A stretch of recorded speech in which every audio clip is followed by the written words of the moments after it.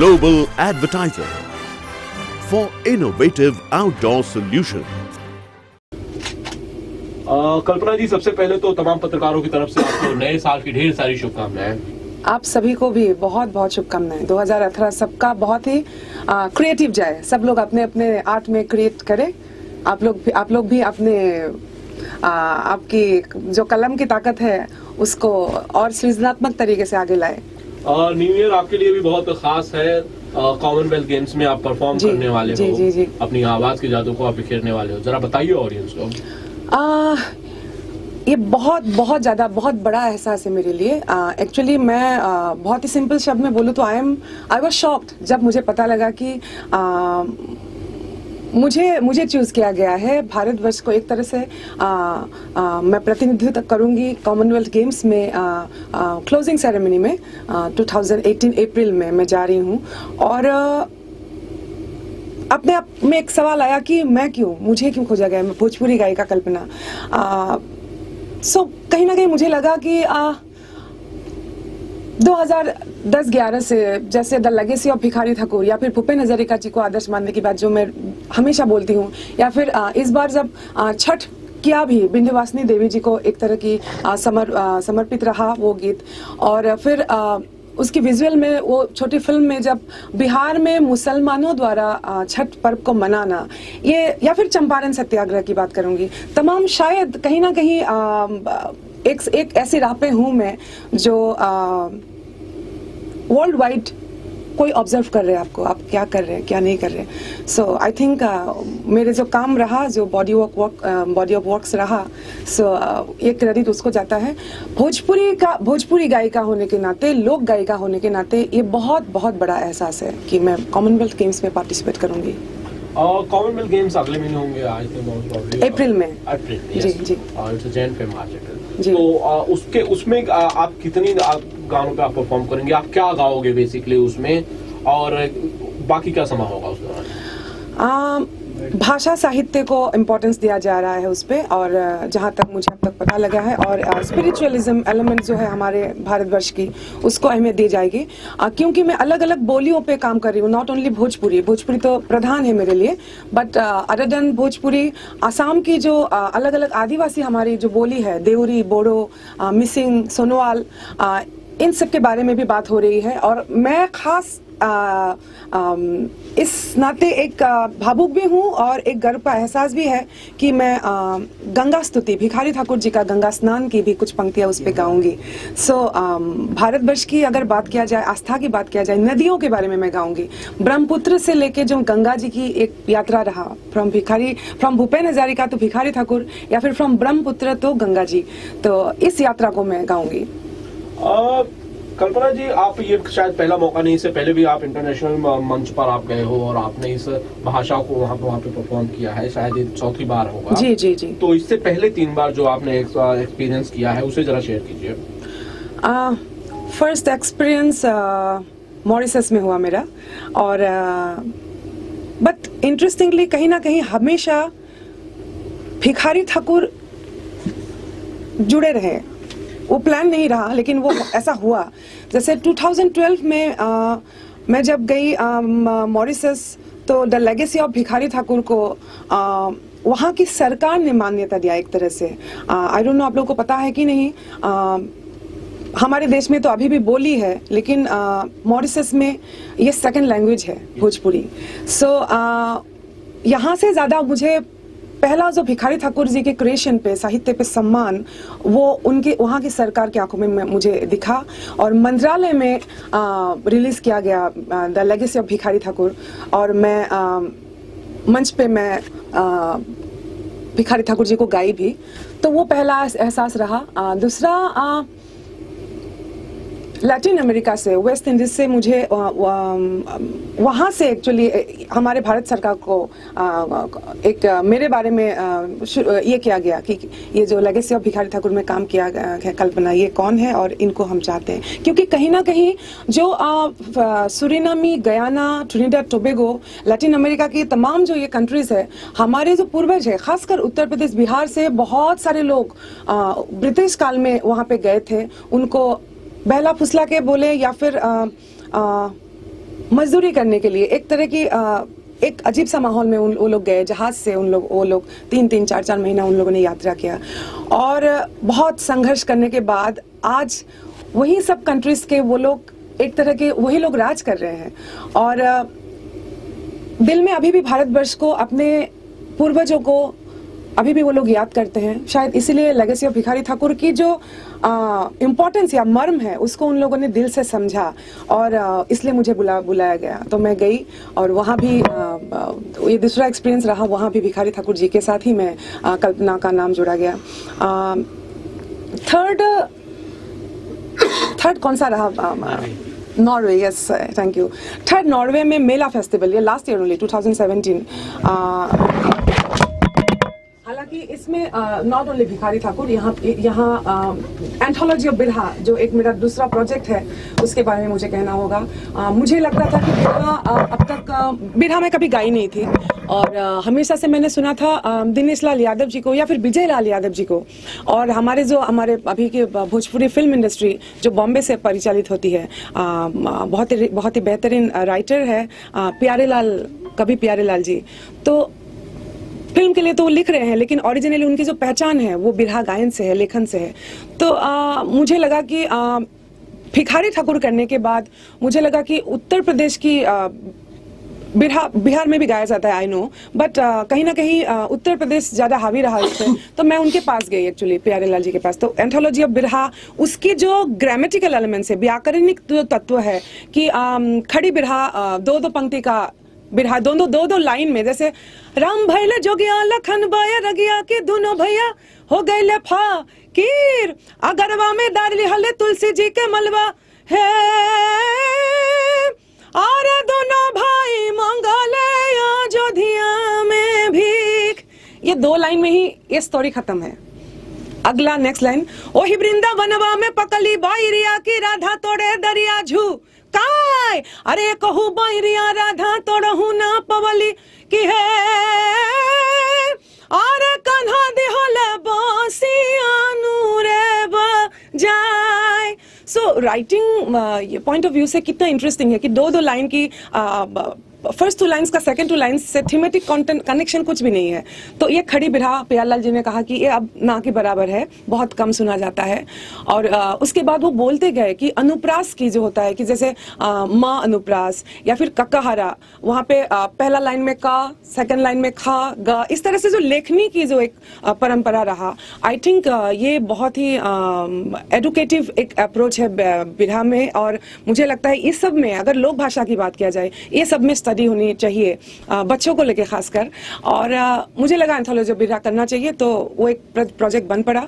और ओस्लो में जब नॉर्वे में मैं गई मेला फेस्टिवल में, तो खड़ी बिरहा में गाई। हालांकि मैं उस स्वरूप को गाई जो MTV कोक स्टूडियो में आप लोगों ने सुना है, जो एक उसका एक पाश्चात्यकरण या फिर वर्ल्ड म्यूजिक कैटेगरी में Bhojpuri connecting with African music, उस तरह से मैंने प्रस्तुत किया। लेकिन लोगों ने उतना ही उधर एंजॉय किया, भाषा समझ नहीं पाने के बावजूद।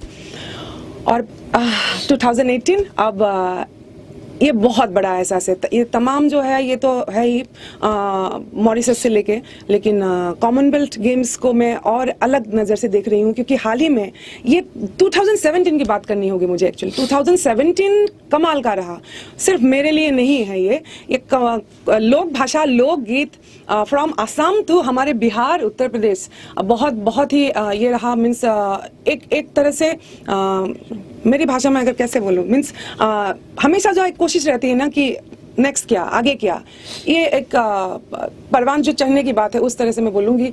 और ख़त्म होती है 2017। भिखारी ठाकुर जी को भारत सरकार द्वारा संगीत नाटक अकेडमी ने जो 5 दिवसीय जो 5 दिन का जो छपरा और कुतुबपुर में मनाया गया महोत्सव के रूप में, उससे बेहतर और एक लोक गायिका के लिए जो भिखारी ठाकुर को समर्पित है। भिखारी ठाकुर मेरे लिए तीर्थ है, मैं तो ऐसे कहूँगी, भिखारी ठाकुर मेरे लिए तीर्थ स्थान है। मुझे अलग से मोक्ष प्राप्ति की कोई अलग से एक आध्यात्म राह को ये करने की ज़रूरत नहीं है, भिखारी ठाकुर ही है। और दिसंबर महीने की 27 तारीख को मैं छपरा में होती हूँ संगीत नाटक अकेडमी की मंच पे भिखारी ठाकुर को जीती हूँ। मैं भिखारी ठाकुर को महोत्सव के रूप में पाती हूँ। सो आई थिंक 2017 की भी बात करनी होगी, एक तरह की बहुत बड़ी जीत है। कल्पना जी, जब आप इंटरनेशनल मंच पे होगे, कॉमनवेल्थ गेम्स के स्टेज पे होगे, जब आप परफॉर्म करोगे, आपने कहा भिखारी ठाकुर को आप गाओगे, आप शायद भूपेन हजारिका साहब को गाओगे, आप कबीर साहब को भी गा सकते हो अगर आपके उसमें शेड्यूल। कोई कमर्शियल गाना होगा क्या, जैसे आप गौना ले जा राजा जी या बाकी जो बड़ी सारी डिमांड होती है, आप जानते हो, तो इन चीजों के लिए भी ये कल्पना जानी जाती है, उन्हें इंटरनेशनल मंच पर कल्पना क्या पेश करेंगी? जहाँ तक कॉमनवेल्थ, जैसे अभी मैं दोहा में थी, इंटरनेशनल मंच दोहा भी है, कतार में थी पिछले 4-5 दिन पहले मैं आई हूँ। तो उस मंच का थीम ऐसा कुछ नहीं था कि वहाँ पे साहित्य रचना या कुछ हमारे लोग परंपराओं की हर 31st नाइट का जो मनाते हैं उस तरह का एक माहौल था। और तो वहाँ पे हम लोगों ने उसी तरह से, जो आप मेरे मेन स्ट्रीम सॉन्ग्स की बात कर रहे हैं, उसी तरह की मैं गीत गाई। और जहाँ तक कॉमनवेल्थ गेम्स की बात है, यहाँ जैसे मैंने शुरू में कहा कि यहाँ भाषा साहित्य, भारतीय आध्यात्मिकता और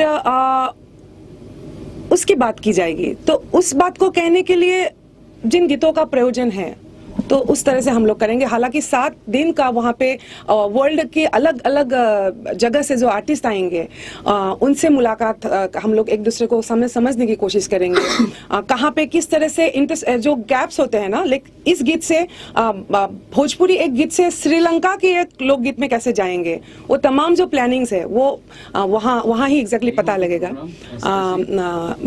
एस्थेटिक का कार्यक्रम का नाम है। सो इसमें लोक परंपरा और वो ज़्यादा रहेगा। और आई थिंक आसाम की जो खासकर ट्राइबल फोक एलिमेंट्स है, जिस पे मैंने पिछले 5 साल में बहुत अनुभव रहा मेरा।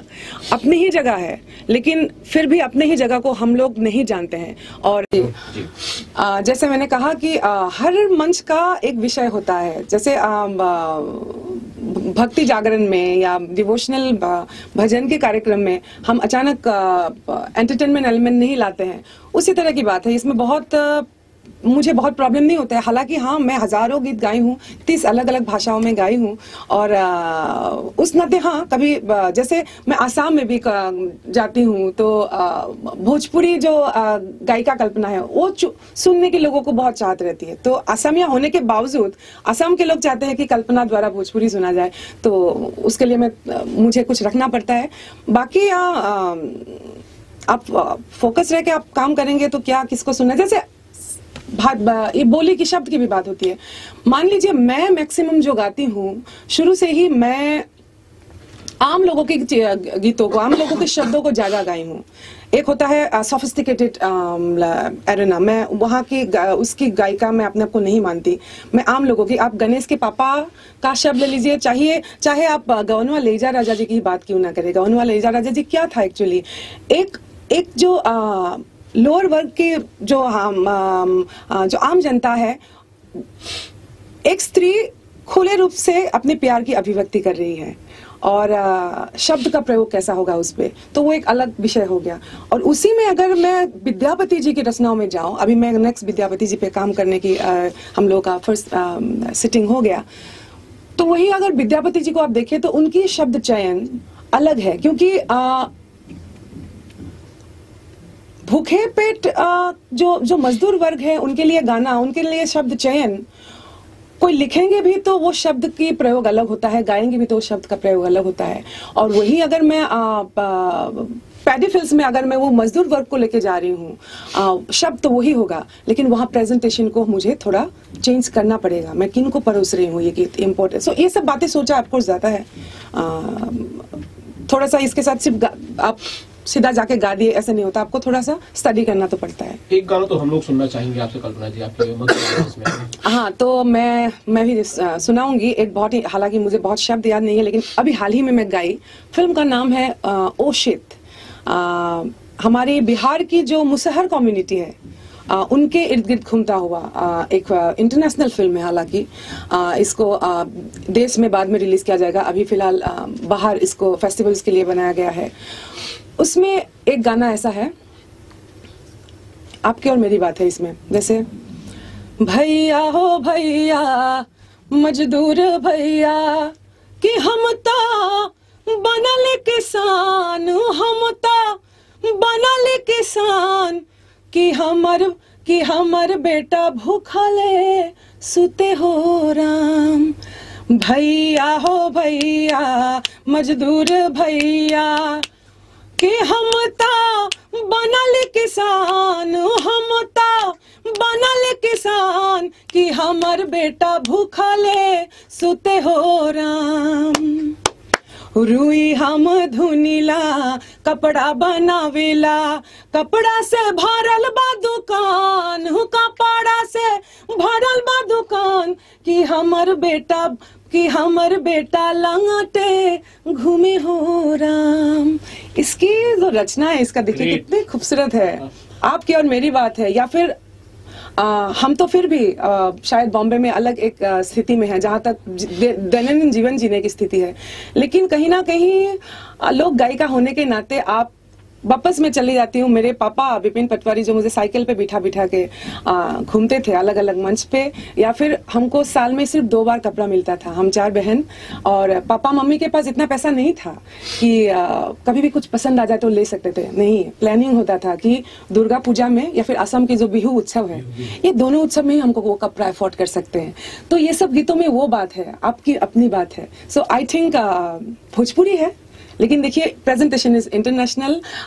लोगों तक पहुंचाने के बाद कि गरिमामय बिहार जो है, इसको एक तरह से बिहार को बखान करने की ये एक क्षण है गीतों के बहाने।